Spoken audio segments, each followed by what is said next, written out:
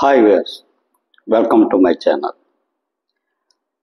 ఈరోజు ప్రజల్లో ఒక నానుడు ఉంది, అడుసు తొక్కనేల కాలు కడగనేల అని. కావాలని తప్పుడు పనులు చేయడం ఎందుకు, తరువాత బాధపడడం ఎందుకు? దీని ఉద్దేశం అది. కాకపోతే ఇక్కడ శ్రీ పోసాని కృష్ణమురళి గారు వైఎస్ఆర్సిపి అధికారంలో ఉన్నప్పుడు చాలా భారీ ఎత్తున ఎన్నో విధాలైన దుర్భాషలు ఆడడం జరిగింది.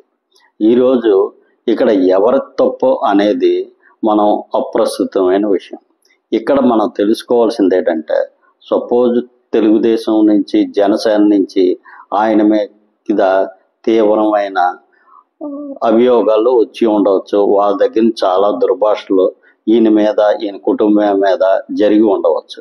ఒకవేళ అలా జరిగినట్లయితే అధికారంలో వీళ్ళు ఉన్నారు కాబట్టి వాళ్ళ మీద కేసులు పెట్టడం అనేది ఒక పద్ధతి అయిన విషయం.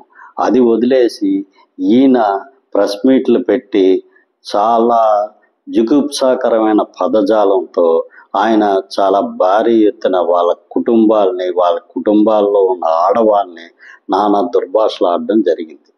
దీనికి అంతటికి ఈరోజు ఆయన శిక్ష అనుభవించడం జరుగుతుంది. శిక్ష అనేది తర్వాత పడుతుంది, కానీ ఈరోజు ఆయన అరెస్ట్ చేసి శిక్షకు మించిన బాధ ఆయన అనుభవిస్తున్నారు.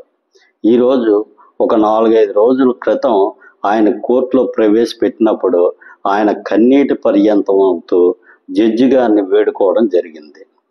ఆయన్ని అసలు ఏ కేసు మీద అరెస్ట్ చేశారు, ఏ కేసు మీద ఎందుకు తీసుకెళ్తున్నారో, ఏ కోర్టులకు తీసుకెళ్తున్నారో, ఏ జైలుకు తీసుకెళ్తున్నారో, అసలు తన మీద ఎన్ని కేసులు బుక్ అయ్యాయి అనే విషయం కూడా నాకు తెలియటం లేదు.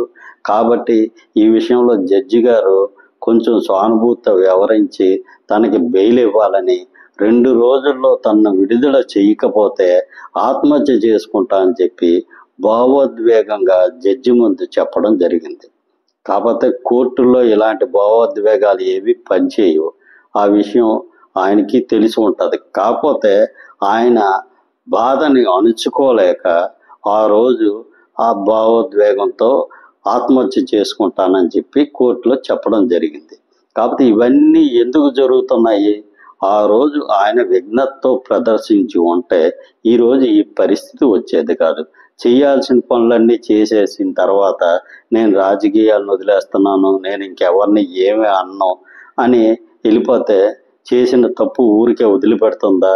ఆయన ఎక్కడ ఉన్నా సరే ఆయన పట్టుకొని వచ్చి అరెస్ట్ చేసి ఈరోజు ఆయన మీద వివిధమైన పీటీ వారెంట్లు వేసి విపరీతంగా Kurnool jail, Kadapa jail, Anantapuram jail, Guntur jail, ఇలాగ ఒక్కొక్క జైలుకి తిప్పుతూనే ఉన్నారు.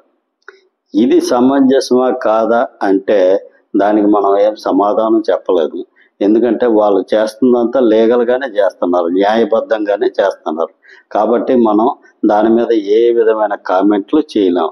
కాకపోతే ఈ పరిస్థితి ఆయన చేసుకున్న స్వయంకృత అపరాధం. కాబట్టి ఇప్పుడు అధికారంలో పార్టీలో ఉన్నవారు ప్రస్తుతం ప్రతిపక్షంలో వారిని జాగ్రత్తగా అనవసరమైన దుర్భాషలు ఆడకుండా కేవలం విధి విధానాల మీద, పార్టీ యొక్క చేసిన తప్పుల మీద వాళ్ళు విమర్శించడం చేయాలి తప్ప వ్యక్తిగతమైన విషయాలకి, ఇంట్లో ఉన్న వాళ్ళ మీద, ఆడవాళ్ళ మీదకి అనవసరమైన దుర్భాషలాడి తర్వాత ఇలాంటి ప్రాబ్లమ్స్ కొని తెచ్చుకోవడం ఎవరికి అంత మంచిది కాదు. ఇకనైనా సరే నాయకులు మారి ఇటువంటి దుర్భాషలాడడం, ఇలాంటి వాటికి స్వస్తి పలుకుతారని చెప్పి ఆశిద్దాం. Thank you. ఈ కంటెంట్ మీకు నచ్చినట్టయితే సబ్స్క్రైబ్ చేసుకోండి. ఈ ఛానల్ అభివృద్ధికి మీకు సంబంధించినంత వరకు కొంతవరకు సహాయం చేయండి.